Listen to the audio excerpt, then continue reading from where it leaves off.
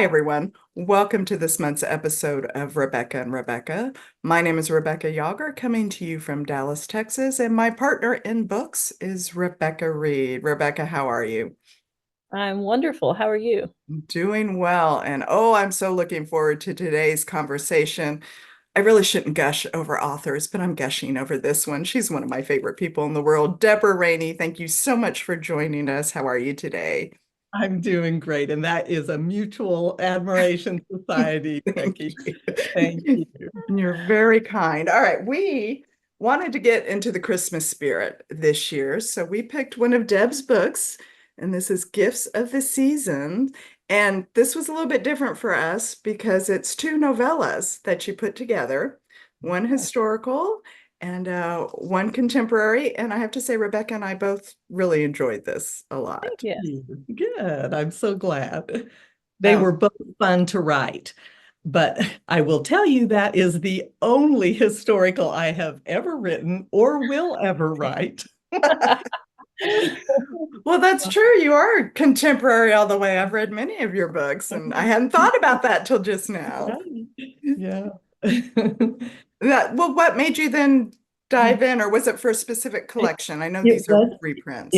it was for a collection called A Currier and Ives Christmas. So of course they all had to be historical. And it was only maybe about the fifth or sixth thing that I had written. And so for all I knew, maybe I was a historical writer, but I found out very quickly I don't like the research that is involved in writing a historical. Yeah. And I and agree. there is absolutely research required when you write contemporary too, especially if you're writing in an area that's not, where you live or that kind of thing. But I couldn't write, she picked up her purse without Googling to find out, what and actually, I think I might have even written that before Google was such a thing. And it was mostly go to the library and find out what did they call a purse in Dakota Territory in 1864, etc. So yeah, it that book took me almost as long as it takes me to write a full-length novel. And I decided I love the way it turned out. It's a fun story, but I decided then that that'll be my last historical. Yeah. Well, you did a Yeah. good job on for your one and only historical. Yes. Thank you. Um, Thank you. I got so excited that I dove in without, I got to embarrass you a little bit, Deb, and read your bio so people know more about you. Shame on me. I was too busy gushing. So, Well, I but, think I'm the one that jumped in ahead of that. So not your fault.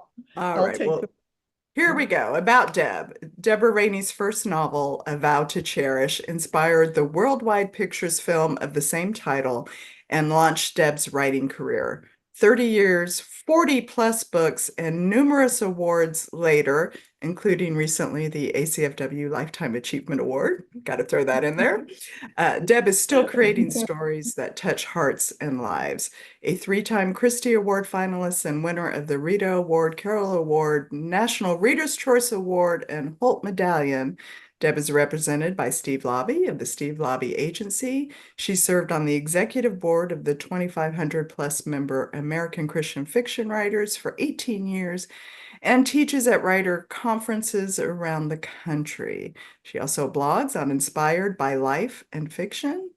She's a Missouri transplant, having moved with her husband, Ken Rainey, who's a wonderful artist, by the way, from their native Kansas. They love road trips, Friday garage sale dates, time with their family, and breakfast on the screen porch, which overlooks their wooded backyard.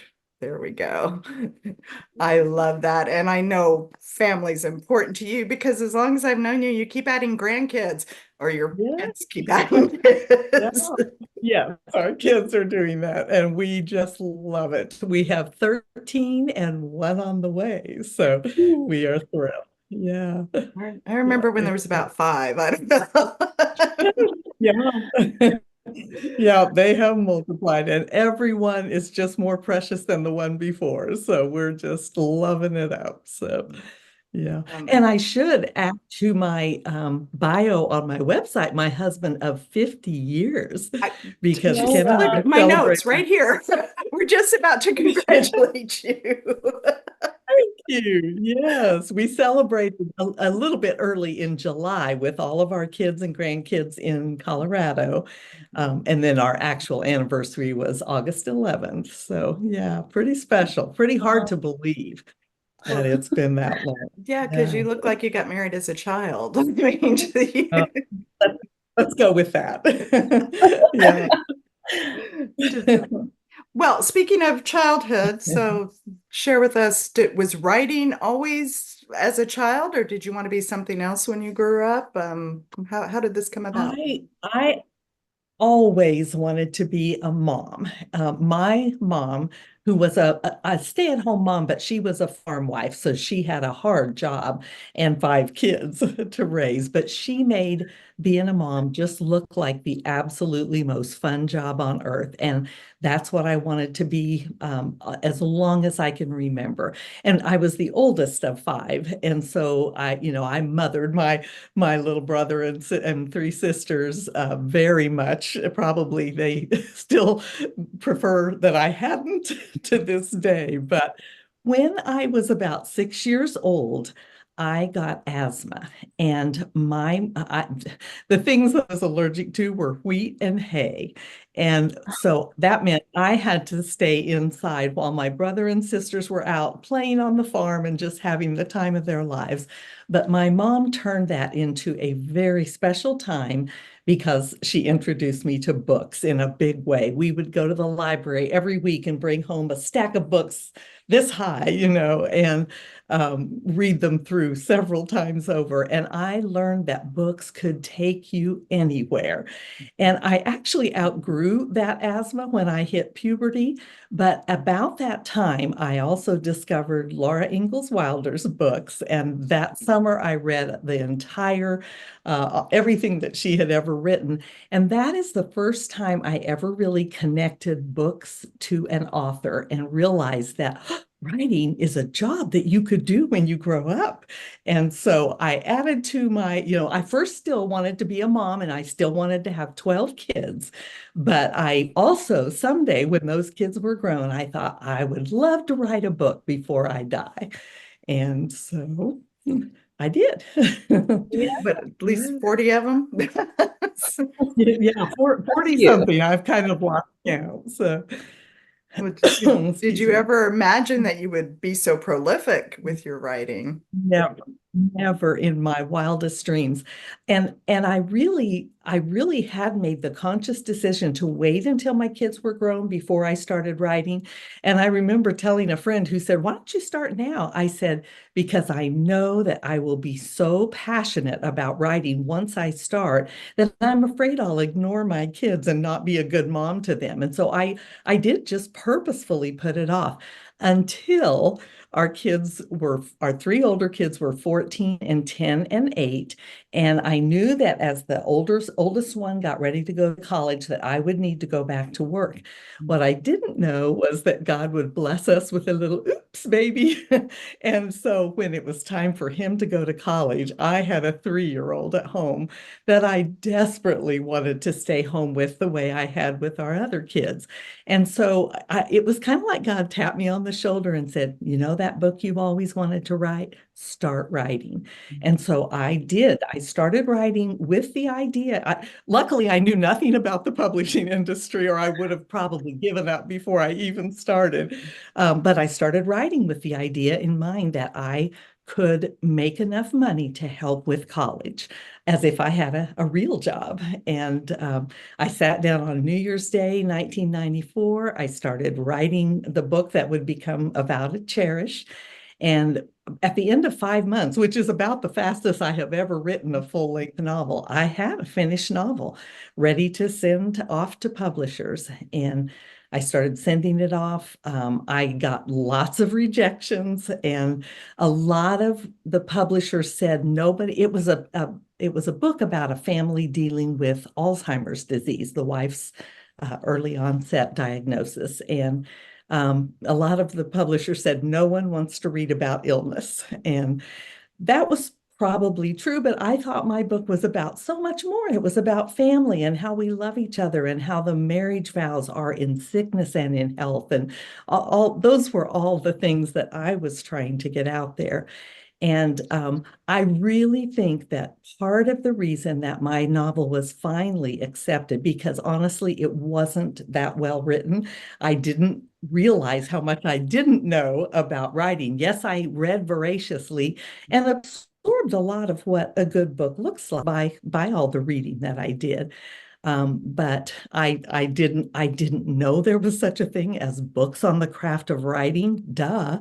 And I'd never been to a writers conference, so I was just writing out of my heart. And about that time, Ronald Reagan announced that he had Alzheimer's. And that kind of opened up the whole world to the whole topic of Alzheimer's. It was known, but it was not, there wasn't as much information out there as there is now. And in fact, back then, they really didn't diagnose people with Alzheimer's until they did an autopsy later. Now they have many ways to diagnose, but back then it was more a process of elimination. And once they could determine that you did not have Parkinson's and some of the other diseases, then they might say that it's probably Alzheimer's. But they weren't nearly as quick to call it Alzheimer's until after the fact. And so that's sort of the premise that I wrote under when I first wrote that book. But it ended up, I got an offer from three different publishers, but Bethany House Publishers was the one that I decided to accept their offer.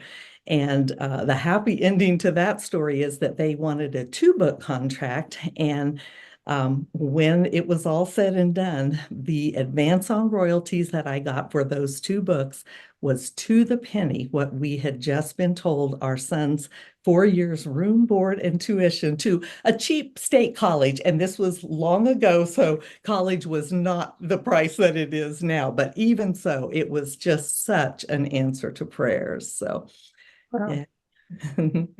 It just seemed that's like God awesome. had his finger all over this from, That's certainly what it felt like. Yeah. yeah, And I was thrilled that my dream of someday writing a book was going to come true. And that was all wonderful. But honestly, the thing that I was cheering and rejoicing about when I got that call about the advance on royalties and realized what it was going to do, my thought was, I get to stay home with my little girl. That dream is coming true. So even then, that dream of being a mom was still coming to the forefront. So Mhm. yeah. that's Wow. that's Yeah, amazing. that's an awesome story. Um, be It's a able fun to story. a testimony about, how how God works in everyone's life. But I feel like with writing, I mean, we do try to really dig into that word and those truths to put them in our stories, and so I feel like sometimes it's a little more of we're reaching for him, and so he seeing how he rewards others too really just is a blessing to be able to hear those kind of things. Yes, absolutely. I'm encouraged by hearing other women's stories of similar types of things, of the way he works. And we often say in this industry, as you guys know, that sometimes you couldn't write those true stories as fiction because they almost seem too good to be true. They almost Mhm. don't even seem realistic, and yet we've all seen God work in just truly amazing and miraculous ways. So. Well, I Yeah. think your testimony there, as far as writers go, you initially wrote from your heart. You wrote for the love. And sometimes I think that's good. I think writers need to know the craft of writing and we need to learn Yeah. and always be available. But there's something about just get the story out right from your heart. Yes, Did you? absolutely. I could not agree more. And especially as one who hates first drafting, I think if I had gone to, yeah, can I see a show of hands? Yeah. I think if I had gone to writers' conferences and studied the craft of writing, I would have been so overwhelmed that I would have just been frozen and Mm. really not able to write that first draft. So I'm very glad that the first book that I did, I was able to just pour all those words on the page. But the rest of that story is that once I start, now the Bethany House told me they loved the book and they wanted to publish it. And I thought that meant as is pretty much. I mean, I knew someone would check for typos and that kind of thing. Little did I know how much work I still had to do. There was an editor there named Sharon Asmus, and she was actually the owner, Gary Johnson's sister, which I didn't know for a long time.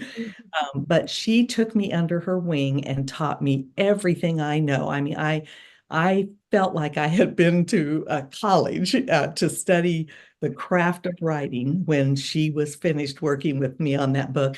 And that's when I learned I love the editing process. That's when a book really becomes the story that it's going to be, is when you start rewriting and editing and deepening characterization and all those things that I knew nothing about. So I give her she's in heaven now, but I give her so much credit for everything that I've become as a writer, because it all started with her. So I love that. I love Yeah. Deb, I'm not going to embarrass you, but I have on my writing desk, and you're not going to be able to see it, but it's a writer's prayer that I have credited to you from 2002. yeah. And I know you sent me a short version of it.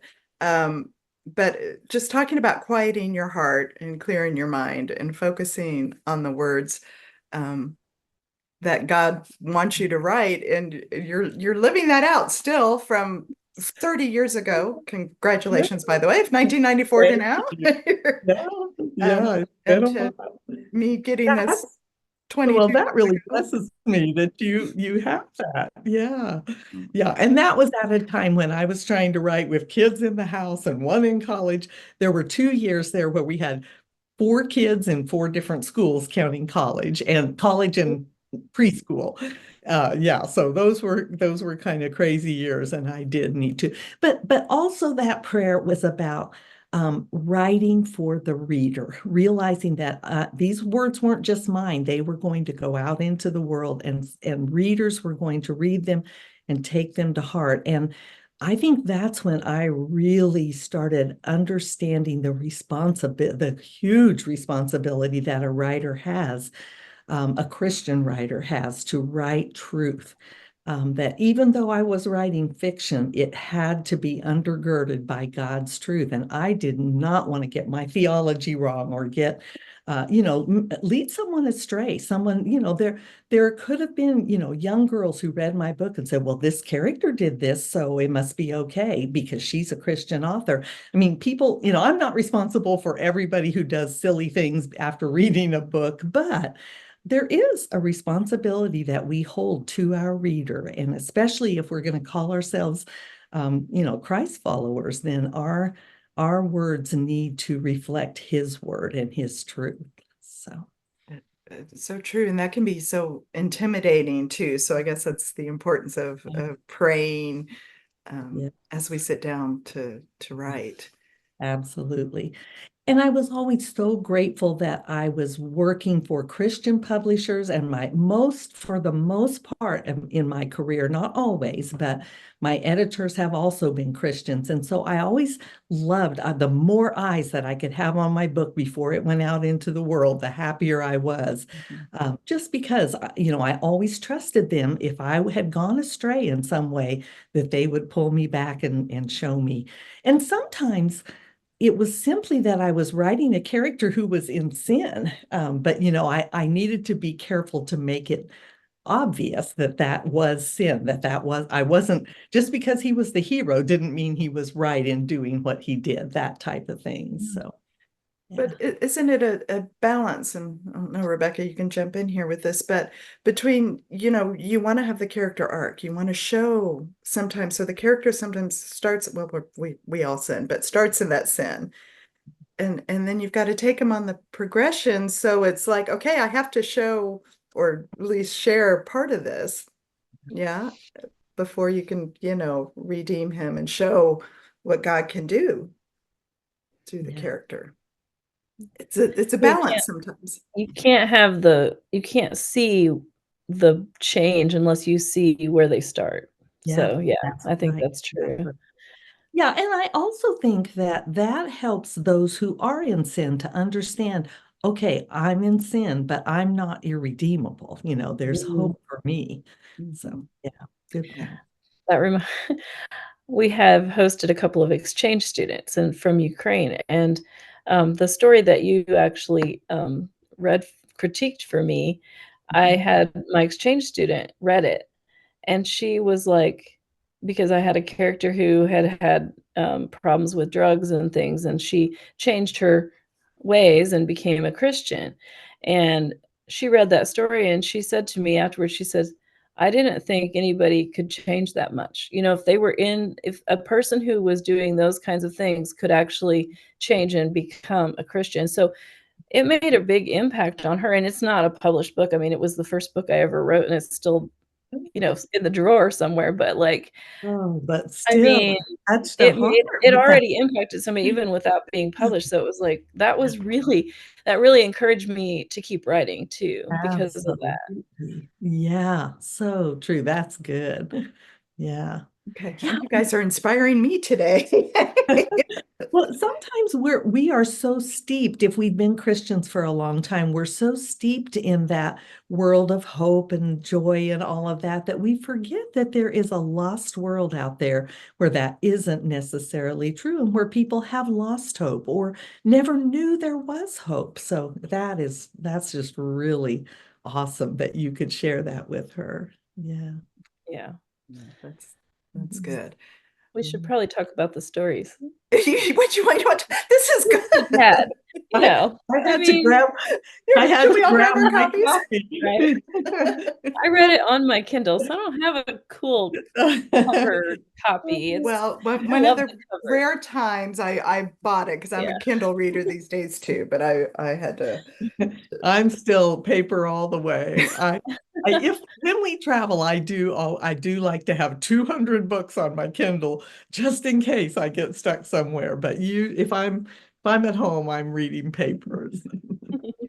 Um, again, these two stories were part of different novella collections, but I really like that you put them together. And like for me, I hadn't read a lot of novellas. I don't know why. I read novels, voracious reader, hadn't gotten into novella reading. So thoroughly enjoyed these. I don't read a lot of historicals. I've read more lately, but thoroughly enjoyed this. So I'm also recommending, besides the uplift of the holiday season, we can talk specifics about the story. I see Rebecca chomping over there, ready to talk about the stories. Um, they're quick reads. It's fun if you don't normally read, novellas, if you don't normally read historicals or contemporaries, it's a great way Yeah. Yeah. to Dip your toe in the water. In your hand, it feels like a full book, so if you're stuck on the novella thing, it's fine. It'll feel like a full book anyway, if the full size, so be. but That's a it is compliment. nice because you do have, like, a break, so you can read for, part of the day and then be done with one, and then the Yeah. next one, the next day or whatever. Right. But, I my favorite in the Circle of Blessings story, I just loved, and I mean, this title even kind of alludes to it, but I just loved how that particular, idea of, doing that nice thing at Christmas for someone that you don't know, and then how that played out in this story to come full circle, and that was just I just loved that. I thought that was amazing, and I kinda I don't know, I really didn't see it completely coming around either, so that you did a great job of, Yeah. how that worked out, but it was just I just love that, and Thank that you. whole idea, and just the idea of it too, I said that we should do this. This would be Well, fun. that actually it's a tradition that our family started when our oldest son was probably the year he turned a teenager. And we just kind of, for one thing, we didn't have very much money. And so we kind of adopted this tradition, I guess you would call it, but it was of necessity, where we would give our kids money for Christmas. They got stocking stuffers, so there was always a little something to open, but we gave them money. And then after Christmas, when they had money also from their grandparents, we would go shopping with them and we would spend a whole day shopping, and they had money from us and both their several grandparents, because they had great grandparents then too. And our kids really loved that. It was a tradition that they ended up really loving. But somewhere along the way, we incorporated into that day that we would go out to eat afterwards, and we would leave $100 bill as a tip for our server. And we would always pray that God would send the server that he wanted to receive that. And we made a rule that we could not stay to watch their reaction, or to get a thank you from them or anything like that. We got everything gathered up, and then we left the tip with a note on the table, and then we skedaddled out of there. But we all talked about how wouldn't it be cool if someday we found out some of the stories behind what that money might have meant to one of those servers, you know. So that's where the idea came from for that Well, book. that's fantastic. Yeah, I really enjoyed that. I thought it was very fun. But both the stories involve traditions sort of similar to that, right? Because in the contemporary story, Benji and her grandmother went to this inn every year, right? For their was it Thanksgiving or You're Christmas? asking me, and it's been 2 I years don't since I remember. wrote it, so I don't even remember. We I did think it this. was Holiday. Christmas. It was Christmas, wasn't it? It was I Christmas. think it. I I think it think was Sure. Christmas because she was Christmas excited to be Eve. there. We did this during the review, Rebecca. We got to quit I doing know. this. I didn't write down. I'm So sure it was if Christmas. anybody should know, it should be me. But honestly, Oh. if it's It's been been two a or while 3 ago. years ago, I forgot. Yeah. Yeah. But so the traditional, that idea of tradition, and then of course the nativity set played a Yeah. part too, which was also a tradition with her grandmother, Mhm. and how that came about. And that I just, I thought that was really interesting, and I thought it really made the two stories, even though one was historical and one was contemporary, they really did fit well together also. And Yeah. so that was fun. Yeah, I had not ever thought of how well they fit together. And we had rights back to both of these stories from traditional publishers, and we were trying to decide what we should do with them. And we just came up with this, Ken and I came up with this then and now idea. But when we were putting it together, I thought too that they really fit so nicely together. And I certainly didn't intend that, because I wrote them years apart, probably 15 or 17 years apart in the writing of the two. So anyway, that's kind of cool. Well, what I Yeah. like too about your main characters for each of them, these were women that were kind of searching. They had dreams and ideas and kind of hit barriers and wanted to respect family, but wanted to live out their dreams. And so even at different time frames, you're showing these two very strong, feisty women, which I always like. But trying to walk the line between being respectful but living out, their dreams and their truths. Yeah. It's funny because I've never really seen myself as a feisty woman, but I think maybe I am a little feistier than I realize. So yeah, just a little. You, Yes. you have to be to raise, 4 kids and have your 13 plus Yeah. grandchildren. And Yeah. to be life on a farm is feisty. Kansas farm families, which my father is one. So I've got Kansas roots as well. And Rebecca, did you do hay today, Rebecca? You were I just ran in here 15 minutes before this started I had just baled hay. Oh, So, wow. That's awesome. I didn't realize you were a farm family oh too. yeah, That's awesome. yeah, Wonderful. we have cattle and we do hay and Well, yeah. that sounds like my childhood, except I would have been sneezing and hacking and Uh, coughing because of the hay. So, well, again, I've been fortunate not to have that, thank goodness, because yeah, yeah, yeah, that would be tough. that would be rough. that would be. on this. Okay, so you've done these and you say you're not going to write another historical. Do you have another genre that you're itching to try to write that you haven't touched yet or something brewing? Well, it's definitely, it's brewing, but that's all. I have not put anything on the page, but someday I would love to write an epistolary novel, a novel made up of letters and probably emails and text, since it would be contemporary. I have loved reading books like that, and I just think that would be so much fun to write.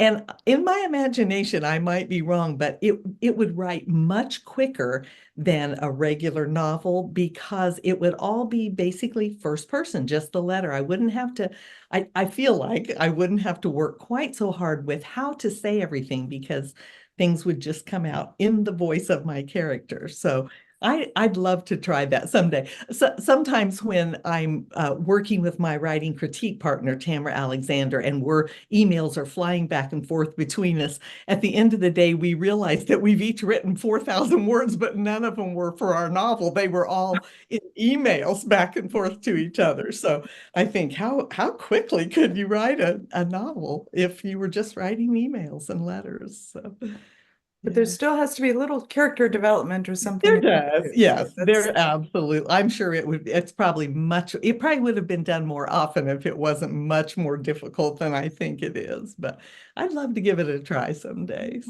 I think you'd be good at I that.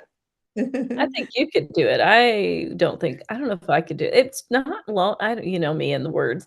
I don't know if I could contain myself. My letters would be so long, it'd be ridiculous. Nobody would want to read them. Well, I might find that too, yeah, that I get a little too windy even for that. So And yeah. we tease Rebecca because she does shoot her word counts a great deal and talk about editing. Yeah, That's actually probably a better problem to have than being short on word count, though, because every yeah. time that I have overwritten, I have found that cutting words makes the novel so much better. So, and usually if you write short and you have to add words in, they sort of feel like filler. So I'd Mm. say you're okay. Yeah. My first fantasy novel that I wrote, I broke into 3.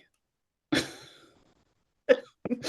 Sorry. that Must tells have you. been about 240,000 words long or so. Yeah, it was really long. Oh, that's great. So do you have anything coming out in 2025? Anything we can look forward to?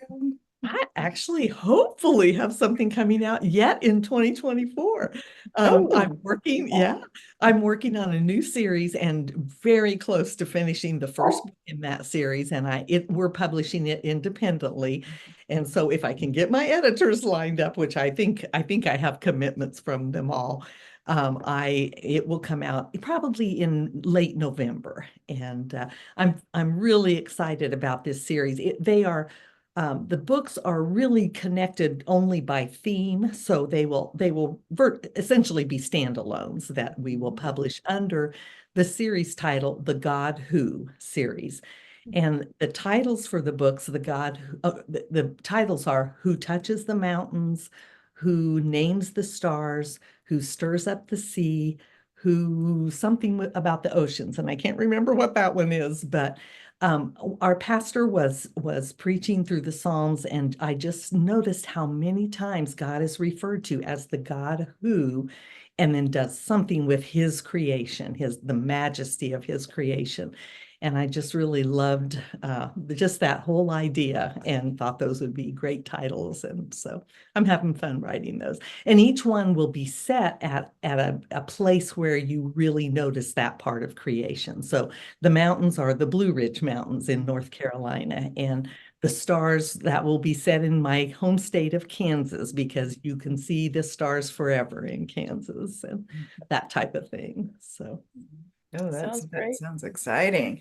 On that, we'll give everybody your website address and you have a newsletter, right? I do have a newsletter, yeah, and you can sign up for that on the homepage of my website, which is www.deborahraney.com. com.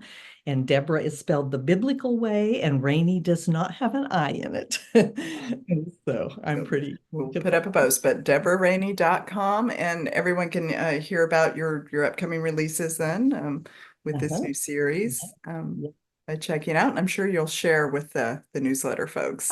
Yes, absolutely. I can't wait to tell them that it's out, it's ready to be ordered. So, well, meanwhile, to get a taste of Deb, besides the 40 other books she's written, so go check them out. Get in the holiday spirit, and Gifts of the Season is out. She put it out last year in this format. But again, when we were trying to do a holiday book, all the holiday books don't come out till November, and it was too late for the holidays. So we're backtracking. It's starting to feel like the holidays too. I'm so happy that the mornings have been cool, and you can just kind of sense fall in the air, and Christmas won't be far behind that. It comes quick. Well, Deb, again, we appreciate your time.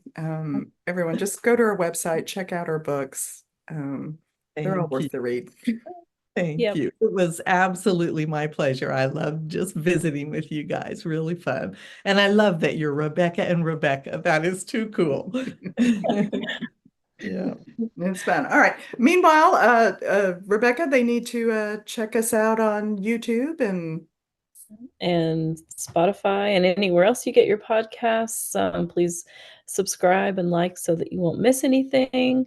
Hopefully we have some surprises on the way. We're not going to tell you what they are, so you just have to stay tuned. So that's another reason to subscribe, or go to our website, rebeccaandrebecca.com, to find out and what's going on, and get links to get wherever you need to go to find what you're looking for, whether you like video or you like audio. We have both for you. Very good. Anyway, thanks again, everyone, for joining us today. Thank you again, Deborah Raney. We appreciate you, and we look forward to seeing you next time here on Rebecca and Rebecca.